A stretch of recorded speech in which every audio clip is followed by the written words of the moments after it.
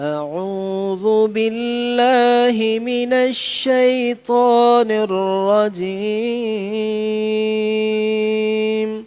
بسم الله الرحمن الرحيم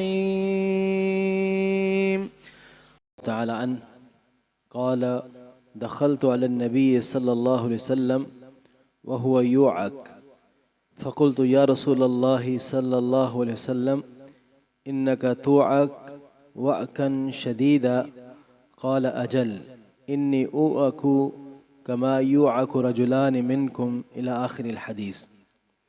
یہ صحیح بخاری اور مسلم میں متفقن علیہ حدیث ہے.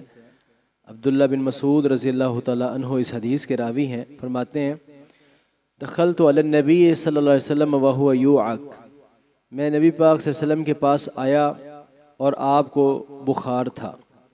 فقلت یا رسول اللہ، میں نے عرض کیا اے اللہ کے رسول صلی اللہ علیہ وسلم، انک توعک وعکا شدیدا، آپ کو تو شدید بخار ہے، بہت سخت بخار ہے. قال اجل، آپ نے فرمایا جی. انی اوعک کما یوعک رجلان منکم، یقیناً مجھے ایسے بخار ہوتا ہے جیسے تم میں سے دو لوگوں کو بخار ہوتا ہے، یعنی تم دو لوگوں کا بخار مجھ اکیلے کو ہی ہوتا ہے، ڈبل بخار ہوتا ہے، ڈبل. قلت ذالک ان لک اجرین، تو میں نے کہا کہ پھر یقیناً آپ کے لیے اجر بھی دو ہی ہوگا. قال اجل ذالک کذالک، تو آپ نے فرمایا جی ہاں، اس کے بدلے یہ ہے، یعنی جیسے وہ بخار ڈبل ہے ایسے اجر بھی میرا ڈبل ہے. ما من مسلم یصیبہ اذن شوکۃ فما فوقها الا کفر اللہ بها سیئاتہ. تو رسول اللہ صلی اللہ علیہ وسلم نے فرمایا کہ جب بھی کسی کو کوئی مصیبت پہنچتی ہے، ما من مسلم، کسی بھی مسلمان کو جو مصیبت پہنچتی ہے، یصیبہ اذن شوکۃ، وہ تکلیف ایک کانٹے کی ہو، فما فوقها، یا اس سے بھی اوپر. اب اس سے اوپر دو طرح کی بات ہے، ایک ہے کانٹا اور اس سے اوپر جو ہے یہ ہوگا کہ بڑی تکلیف. فما فوقها قرآن پاک میں چھٹائی کے لیے بھی استعمال ہوا ہے، جیسے اللہ تعالیٰ نے فرمایا ہے کہ ما بعوضۃ فما فوقها، ایک مچھر یا مچھر سے بھی کوئی چھوٹی چیز، یعنی جب آپ چھٹائی میں جائیں گے نا، یعنی مچھر اور اس سے چھوٹا، اس سے اوپر، اس سے اوپر، اس سے اوپر، تو چھٹائی میں یعنی ایک کانٹا یا اس سے بھی چھوٹی یا اس سے کوئی بڑی تکلیف، جو بھی تکلیف انسان کو پہنچتی ہے، ایک کانٹے کی بھی جو تکلیف پہنچتی ہے یا ایک کانٹے سے بھی تھوڑی اگر کسی کو تکلیف پہنچتی ہے، الا کفر اللہ بہا سیئاتہ، اللہ سبحانہ و تعالی اس تکلیف کی وجہ سے اس شخص کے سیئات کو، گناہوں کو مٹا دیتے ہیں. کتنی بڑی تسلی ہے. یہی تسلی ہے جس کی وجہ سے ایمان والے ہمیشہ اپنے رب راضی رہتے ہیں. شدید تکلیف میں بھی وہ حوصلہ اور ہمت نہیں ہارتے، اور ان کا امیونٹی سسٹم جو ہے وہ گرتا نہیں ہے، اور وہ اللہ کے فضل و کرم سے وہ سٹیبل رہتے ہیں، اور پھر بھی جو ہے وہ صحت پا جاتے ہیں. اور یہ صبر اور یہ تسلی کافروں کے پاس نہیں ہے، جو مذہب کو نہیں مانتے ان کے پاس یہ تسلی نہیں ہے. جو ہی ان کو تکلیف پہنچتی ہے تو وہ خودکشی کی طرف چلے جاتے ہیں، یا اپنے آپ کو وہ اس چیز سے کڑتے ہیں، جلتے ہیں، ڈپریشن کا شکار ہو جاتے ہیں، ڈبل بیماری کا شکار ہو جاتے ہیں کہ ہمیں ہی کیوں ہے، دوسروں کو کیوں نہیں، سارے خوش چلتے پھرتے ہیں، مجھے کیوں تکلیف پہنچی ہے. تو ان کا مطمع نظر یہ ہوتا ہے، یہی وجہ ہے کہ خوشحال ممالک ہونے کے باوجود، روپیہ پیسہ کی ریل پیل ہونے کے باوجود، مادر پدر آزادیوں کے باوجود، ہر کچھ ملنے کے باوجود خودکشی کی شرح ان میں زیادہ ہے.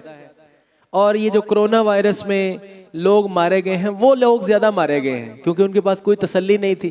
ان ایمان والوں کے پاس تسلی تھی.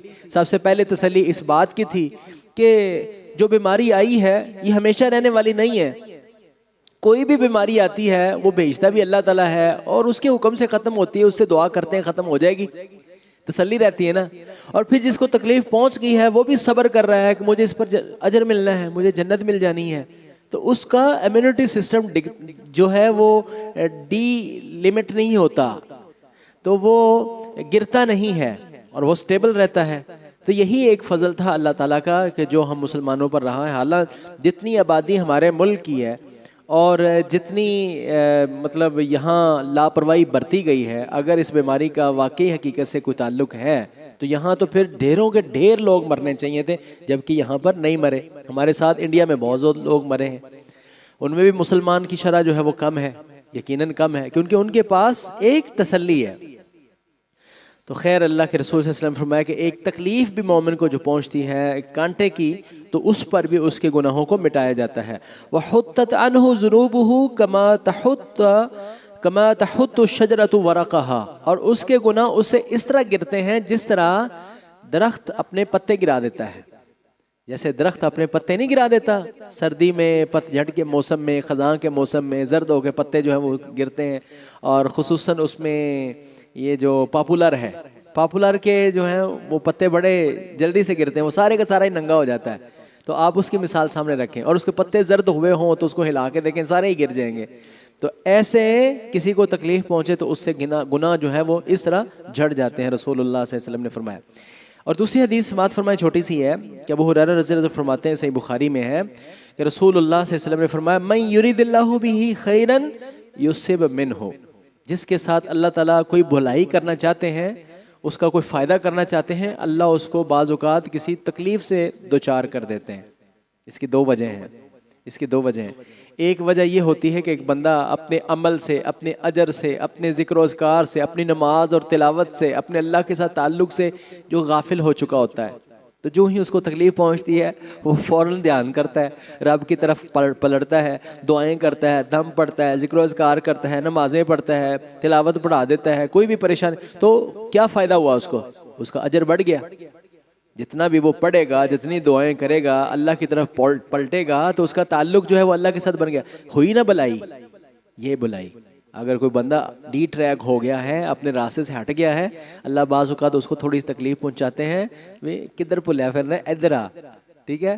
تو اللہ سبحانہ وتعالیٰ اس کو دوبارہ اپنی طرف واپس لانے کے لیے اس کو بعض اوقات کسی تکلیف سے دوچار کر دیتے ہیں۔ اور بعض اوقات یہ بھی ہوتا ہے کہ اس کا اللہ نے مقام، یہ اوپر لیول کے لوگوں کا کام ہے جو اللہ کے بڑے قریبی ہیں، ان کا مقام اللہ نے بڑا اونچا بنایا ہوتا ہے، لیکن وہ اپنے عمل کے ساتھ وہاں پہنچ نہیں رہے ہوتے۔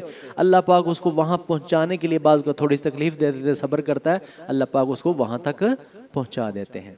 تو یہ سب ساری تسلیاں ہیں، یہ اللہ تعالیٰ کی رحمتیں ہیں جو ایمان والوں کے اوپر اللہ تعالیٰ نے برسائی ہیں۔ اللہ ہم سب کو صبر کی توفیق دیں۔ السلام علیکم ورحمۃ اللہ وبرکاتہ۔